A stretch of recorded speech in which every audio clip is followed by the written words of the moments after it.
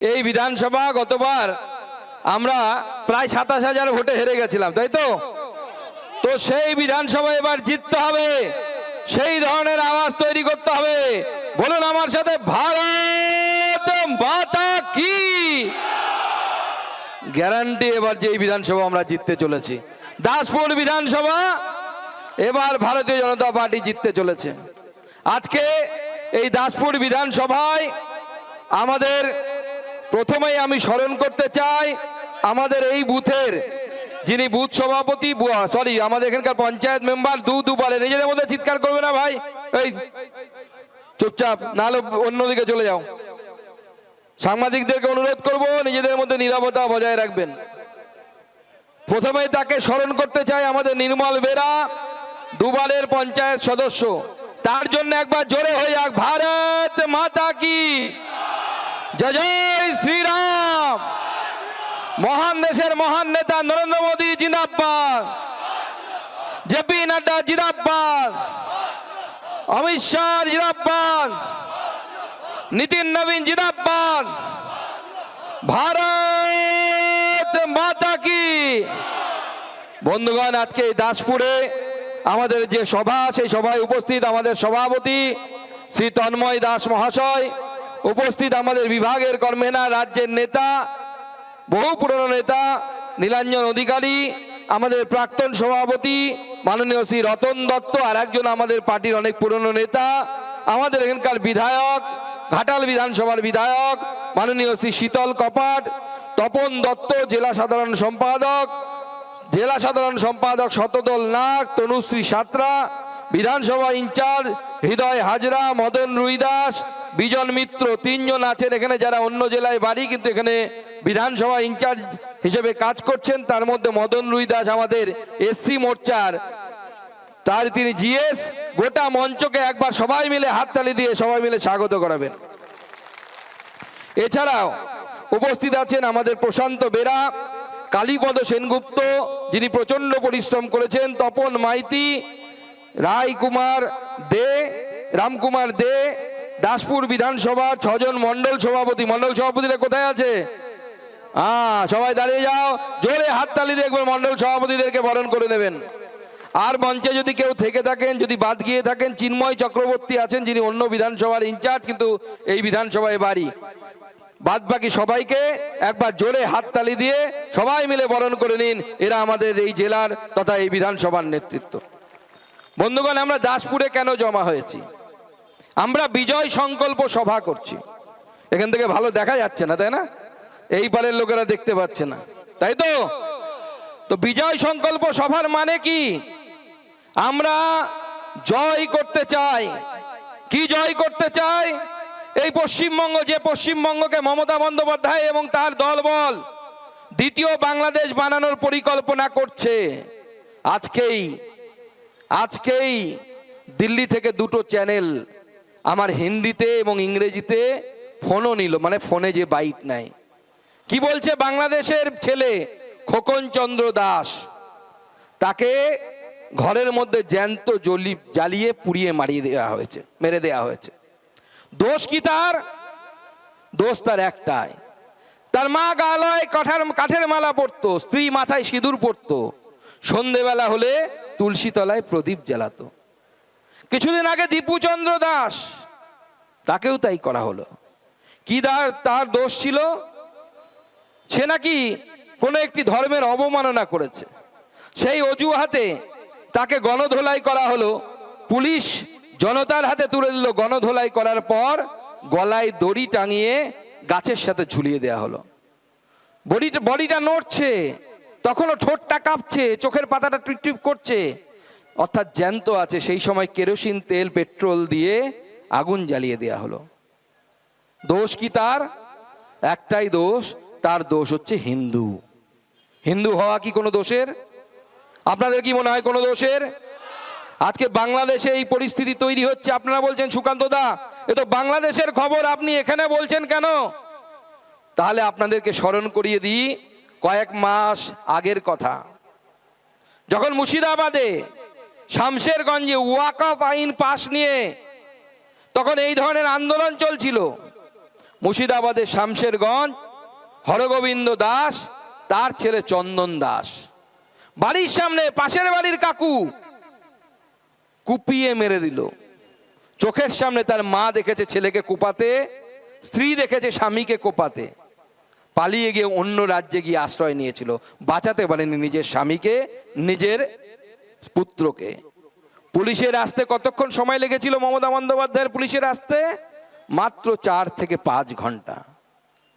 মাত্র 4 থেকে 5 ঘন্টা। রক্তক্ষরণ, রক্ত বেরিয়ে যাচ্ছে একের পর এক। চন্দন দাস, হরগোবিন্দ দাস কাতরাচ্ছে। দোষ তাদের কি ছিল? তারা শুধুমাত্র মা কালী, মা দুর্গার মূর্তি বানাতো। কি বলে, এখানে আসার সময় দেখলাম অনেকে মূর্তি বানানোর কাজ করে, আছে কি না? আমরা বলি মূর্তিকার, মৃৎশিল্পী, এক একজন এক এক নামে ডাকে। এটাই তাদের দোষ ছিল। তারা বিজেপি করতো না, তারা আরএসএস করতো না, বিশ্ব হিন্দু পরিষদ করতো না, মাথায় গেরুয়া ফেটি বোধে জয় শ্রীরাম তারা বলেনি। কংগ্রেসের সদস্য ছিল, সিপিএম এর সদস্য ছিল, সেকুলার ছিল। আজকে মুর্শিদাবাদ আর বাংলাদেশ কি মিল দেখতে পাচ্ছেন না? পাচ্ছেন না। যদি মিল দেখতে পান তাহলে আগামী প্রজন্মের জন্য সজাগ হন। আমি সেই জন্য এসেছি, কারণ আমি অনেক আগে এই ডাকটা শুনতে পেরেছি। সুকান্ত মজুমদার নেতা শখে হতে আসেনি। ইউনিভার্সিটিতে পড়াতাম, প্রচুর মাইনে, একজন ইউনিভার্সিটি প্রফেসরের যেরকম হয়, সায়েন্সের টিচার, এসি ল্যাব, ওই ল্যাবে আমি রাজা, বিরাট ঘর নিয়ে 5টা স্টুডেন্ট, যা বলবো বললে পাও টিপে দেবে, এরকম অবস্থা। কারণ আমার তাদের ভাগ্য আমাদের হাতে থাকে। সেই সুখের জিনিস ছেড়ে, জীবন ছেড়ে এই রাস্তায় এসেছি, রোদে তাপছি, পরিবারের সাথে মাসের পর মাস দেখা হয় না, বাচ্চাদের মুখ দেখতে পাই না। কিসের জন্য?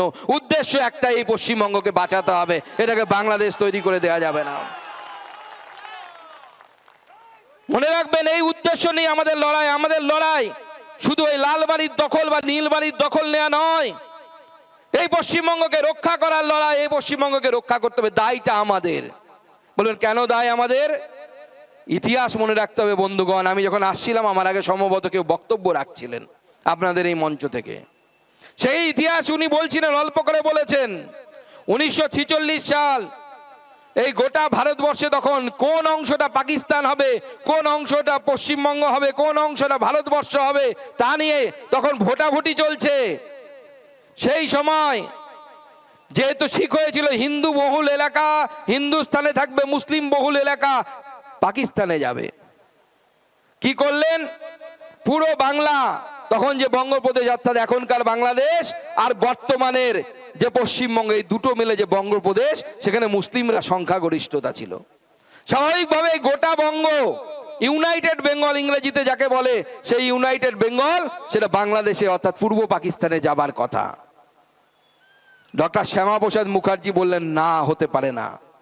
যদি পুরো বাংলায়, যদি কলকাতা যদি বাংলাদেশে অর্থাৎ পূর্ব পাকিস্তানে চলে যায়, বাঙালি হিন্দুর কি হবে?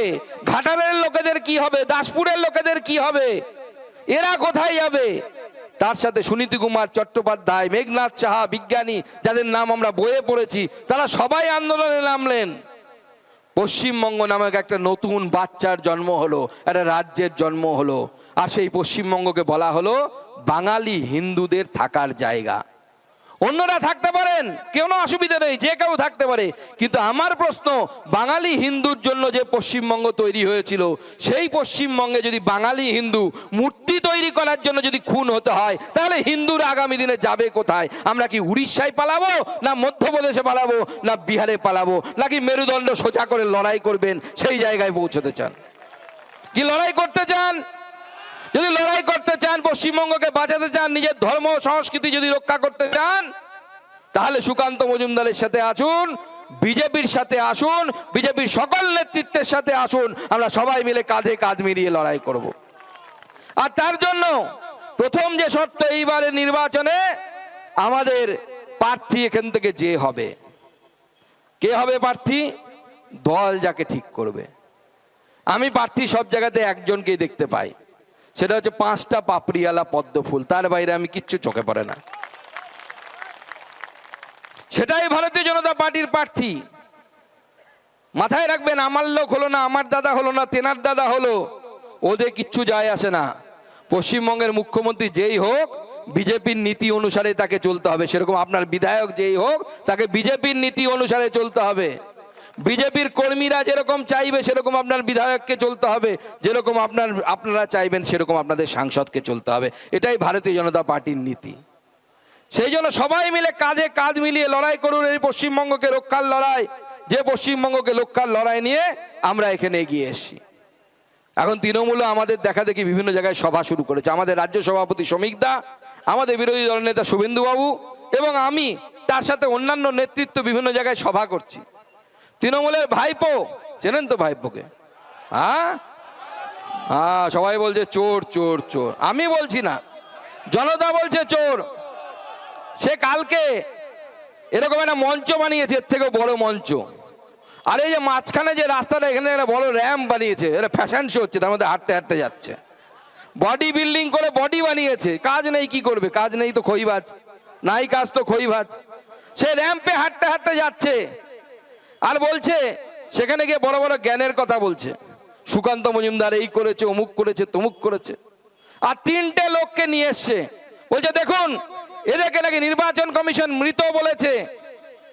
আমি ভাইপোকে বলতে চাই, আপনি তো 12-এর বেশি পড়াশুনো করেননি, অঙ্কটা হয়তো ভুলে গেছেন। এই রাজ্যে নির্বাচন কমিশন 24 লক্ষ মৃত ভোটারের নাম বাদ দিয়েছে। আপনি মঞ্চে তুললেন কাকে? 3 জনকে। শতকরা অঙ্ক ছোটবেলায় আমরা সবাই করেছি। 3কে 24 লক্ষ দিয়ে ভাগ দিন, 100 দিয়ে গুণ করুন। আপনাকে হিসাবটা শিখিয়ে দিচ্ছি, ভুলে গেছেন হয়তো। ইংলিশ মিডিয়াম স্কুলে পড়াশোনা করেছেন তো, কতটা ভালো পড়েছেন জানি না। এটা পার্সেন্টেজ, অর্থাৎ শতকরা করলে পাড়ায় বেরোয় 0.0000125, মানে 24 লক্ষে 3 জন শতকরা এত। আপনি সেটা দেখিয়ে বলছেন ভুল আছে। আরে আমি তো বলছি অভিষেক বন্দ্যোপাধ্যায়কে এক পাতা বাংলায় একটা দরখাস্ত লিখতে বলুন, এর থেকে বেশি পার্সেন্টেজে বানান ভুল করবে বেটা, ওটাও ঠিক মতো লিখতে পারবে না, সেই ক্ষমতা নেই।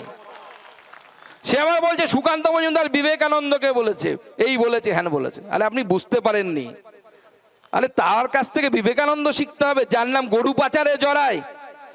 সুকান্ত মজুমদার 2বারের এমপি, কিছুদিন হলো মন্ত্রী হয়েছি। বুক ঠুকে বলতে পারি, আমার লোকসভা কেন্দ্র থেকে শুরু করে পশ্চিমবঙ্গের বিভিন্ন জায়গায় একজনও যদি বলে থাকে যে সুকান্ত মজুমদার আমাদের কাছ থেকে 5 টাকা চুরি করে খেয়েছে, আমি রাজনীতি থেকে বিসর্জন দিয়ে দেবো, রাজনীতি বিসর্জন দিয়ে চলে যাব। সে আমাকে বিবেকানন্দ শেখাচ্ছে।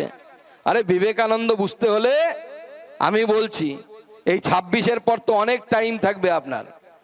উনি বলছেন দিল্লিতে গিয়ে chief election commissioner Gyanesh Kumar, তার কাছে গিয়ে বলেছে আঙুল উঁচিয়ে কথা বলবেন না। আরে বাবা, একজন আইএএস অফিসার, আইআইটি কানপুর থেকে ইঞ্জিনিয়ারিং পাস করার পর আইএএস এর পরীক্ষা দিয়ে হয়েছে, সে আঙুল উঠাবে না ওই 12 পাসের কাছে? সে নাকি আঙুল উঠাবে, সে নাকি জনপ্রতিনিধি। আরে ভোট চুরি করে যে জনপ্রতিনিধি হয়েছে তাকে কেউ সম্মান করে না, ভোট জিতে জনপ্রতিনিধি হতে হয়। আপনি 5000-এ ভোট জিতলে পরেও সেই সম্মান আপনি পাবেন, কিন্তু ভোট চুরি করে আপনি বিবেকানন্দ সুকান্ত মজুমদারকে শেখাতে আসবে না। ছোটবেলা থেকে যারা আমার বাড়ি যেত, ভাইপো শুনে রাখুন কানে তেল দিয়ে, সুকান্ত মজুমদারের পড়ার একটা ছোট্ট ঘর ছিল, মধ্যবিত্ত পরিবারের মানুষ।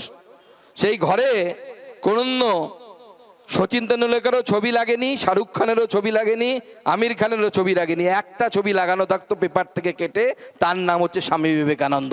আমরা তাকে দেখে বড় হয়েছি। আপনি আমাকে বিবেকানন্দ শেখাতে আসবেন না। আরে গরু পাচারকারী যদি বিবেকানন্দের কথা বলে কেমন লাগবে বলুন তো? আরে বিবেকানন্দ থাকলে পরে তো সুসাইড করে নেবে আপনার কথা শুনলে, যে ভাইপো আমার নাম নিয়েছে মুখে, এই জীবন আমি রাখতে পারবো না, রেল লাইনে বডি দেবো, মাথা দেবো না। বিবেকানন্দ গান গাইবে, এরকম অবস্থা হবে, আপনার পাল্লাই পড়বে। আর আপনি বিবেকানন্দ নিয়ে বড় বড় জ্ঞান দিচ্ছেন। আমি দেখছি যে কালকে ভাইপো কি বলেছে, আজকে আলিপুরদুয়ারে গেছে, আলিপুরদুয়ারে গিয়ে বলেছে 5 মিনিট লাগবে, আলিপুরদুয়ার নাকি সবুজ হয়ে যাবে। আলিপুরদুয়ারে অনেক চা বাগান, এমনিই সবুজ, এমনিই সবুজ। কিন্তু আর কি চুরি করবেন ওখান থেকে? বালি চুরি করে নদীগুলো শেষ, নদীতে হরপা বান আসছে, নদী শেষ, নদীর বাঁধ শেষ, পাথর শেষ। এখানে কি চুরি করে তৃণমূলের নেতারা? মাটি।